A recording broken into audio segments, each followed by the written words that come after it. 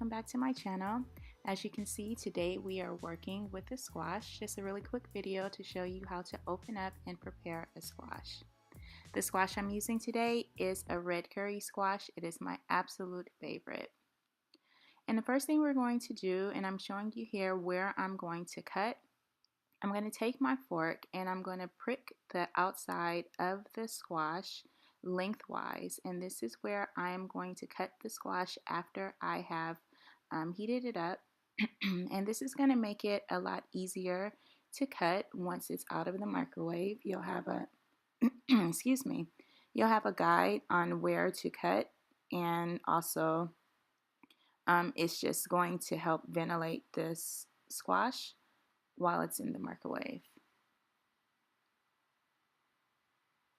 And you can see here I'm doing both sides. You can actually do this crosswise if you're more comfortable. I like cutting my squashes lengthwise, but it's just whatever you prefer.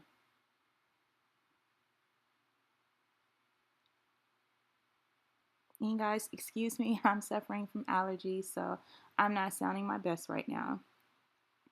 After I prick this, I'm going to pop it in the microwave for about 2 minutes. If you have a larger squash, you might want to do it for about 3 minutes, and a smaller squash maybe 1.5 minutes. And so after I've taken it out the microwave, now I'm just going to take my knife, insert it, and cut the squash. And if you've ever cut a raw squash, you know how dangerous it could be. And this is actually helping to make it safer to cut, because as you can see, it's going right through the squash and you don't really have to wrestle with it too much.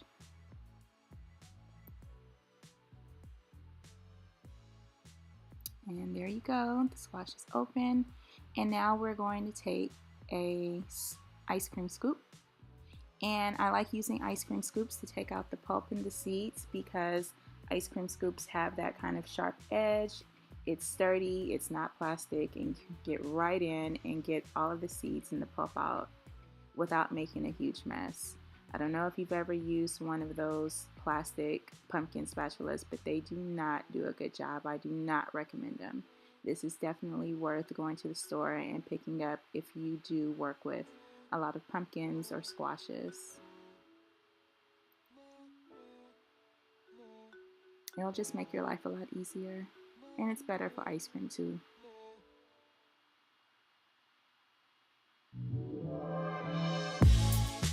Okay, and now that I have them cleaned out, and you will see in a minute, I'm going to take these now and I'm going to put them on a parchment lined baking sheet.